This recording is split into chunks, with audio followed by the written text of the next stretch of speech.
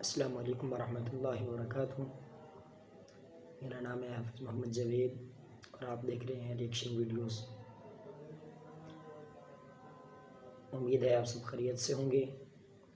اللہ تعالیٰ سے دعا ہے کہ اللہ تعالیٰ آپ کو اور مجھے اور ہماری تمام امت مسلمہ کو اللہ تعالیٰ اپنے ایمان میں رکھے۔ پہلے کی طرح آج بھی ہم ایک ریئیکشن ویڈیو دیکھنے والے ہیں۔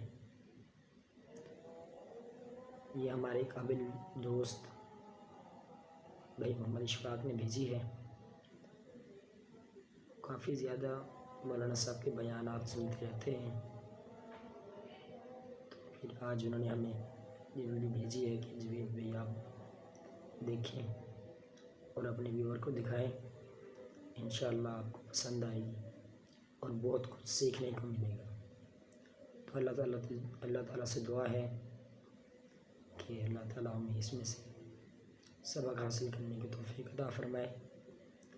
تو چلیں ویڈیو کی جانب بڑھتے ہیں، دیکھتے ہیں کہ یہ کیا ہے۔ اللہ اللہ اللہ اللہ اللہ اللہ۔ میری کئی سالوں کی نمازیں اور روزے قضا ہیں تو ان کو ادا کرنے کا کیا طریقہ ہے؟ کئی سالوں کی نمازیں اور روزے ادا کر لیں، یہ طریقہ ہے،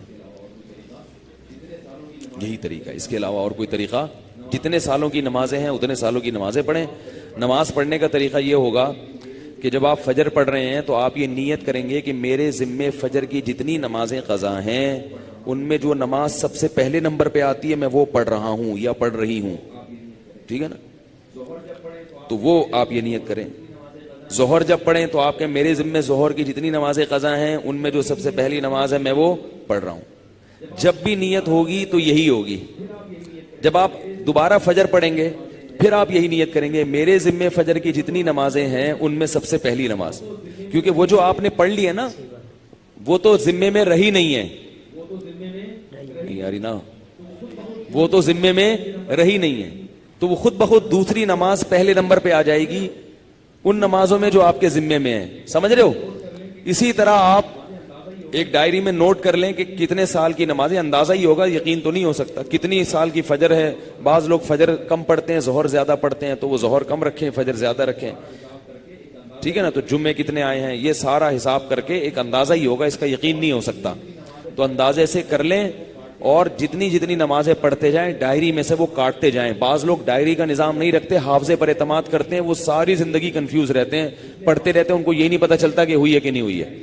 اس لیے حافظے پر اعتماد نہ کریں، ڈائری میں باقاعدہ نوٹ کریں اور جتنی نمازیں ہوتی جا رہی ہیں ان کو کاٹتے چلے جائیں، تو انشاءاللہ یہ نمازیں آپ کی امام مہدی کے آنے سے پہلے پہلے، جس اسپیڈ سے آپ پڑھ رہے ہیں اس میں تو یہی ہے کہ امام مہدی کے آنے سے پہلے پہلے یہ نمازیں آپ کی امید ہے کمپلیٹ ہو جائیں۔ تو بھائی 24 گھنٹے میں کم از کم ایک دن کی نماز لازمی پڑھو۔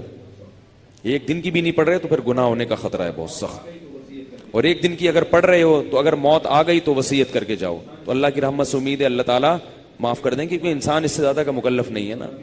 اب ایک دن میں 5 نمازیں فرض بھی پڑھنی ہے، پھر قضا بھی پڑھنی ہے، تو اور بھی تو کام کرنے ہیں نا۔ بعض لوگ تو ایسے ہوتے ہیں اولو العزم ہوتے ہیں کہ وہ ایک دن میں 5 دن کی نمازیں قضا پڑھ لیتے ہیں۔ ہمارے حضرت کے ایک مرید تھے، وہ تقریباً 50 سال کی عمر میں دین پر آئے، گورنمنٹ میں کسی ادارے میں آفیسر تھے۔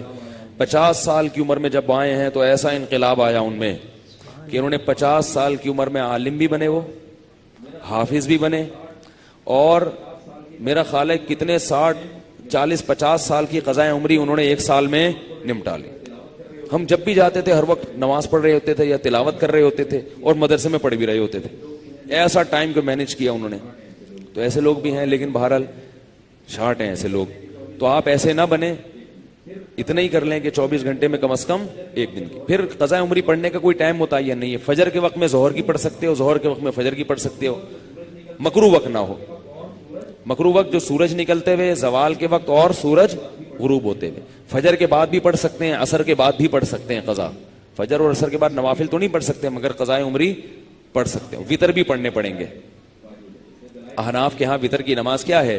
واجب ہے۔ اس پہ دلائل کیا ہیں؟ یہ کیونکہ آج کل کلپ ایسے آ رہے ہیں کوئی واجب کچھ نہیں ہوتا اور یہ سنت موقدہ کچھ نہیں ہوتا، یہ بھی آ رہے ہیں کلپ مارکیٹ میں، تو وہ نہیں فجر کی سنتیں نہیں پڑھیں، بس فرائض پڑھیں گے، فرائض پڑھیں اور وطر پڑھیں، ٹھیک ہے نا. اور فرائض میں یہ آسانی ہے کہ تیسری اور چوتھی رکعت میں اگر کچھ نہ بھی پڑھیں تو بھی بول لینا چلے گا. فرض کی تیسری رکعت میں 3 دفعہ سبحان ربی الاعلی کہنے کی بقدر کھڑے رہیں تو بھی نماز ہو جائے گی، ٹھیک ہے نا. تو فجر یعنی فرض کی تیسری اور چوتھی، وطر میں تیسری رکعت میں پڑھنا پڑے گا. فرض کی تیسری چوتھی رکعت میں چاہیں آپ مختصر قرات کر لیں، تیسرا کلمہ پڑھ لیں تو یہ بھی ٹھیک ہے، بہتر ہے سورہ فاتحہ پڑھیں تو زیادہ بہتر ہے. تو یہ بھی، اور اس سے نماز آپ کی مختصر ہو جائے گی. سبحانک اللہم و بحمدک، نشہد ان لا الہ الا انت، نستغفرک و نتوب الیک. ہمارے تھے مولانا صاحب. انشاءاللہ میں بھی آج سے کوشش کرتا ہوں اور آپ سب سے درخواست ہے کہ آپ کی زندگی میں جو نمازیں رہ گئی ہیں کوشش کریں کہ ان سب کی قضا پڑھ لیں. میں بھی انشاءاللہ شروع کرتا ہوں. جیسے مولانا صاحب فرما رہے تھے کہ باقاعدہ طور پہ لکھا کریں.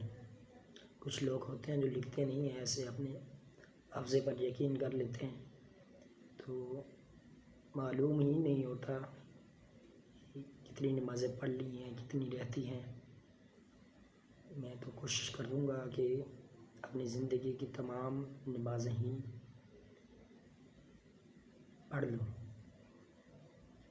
اور مولانا صاحب فرما رہے تھے کہ اگر لکھ لیا جائے تو یہ اور بھی بہتر ہے.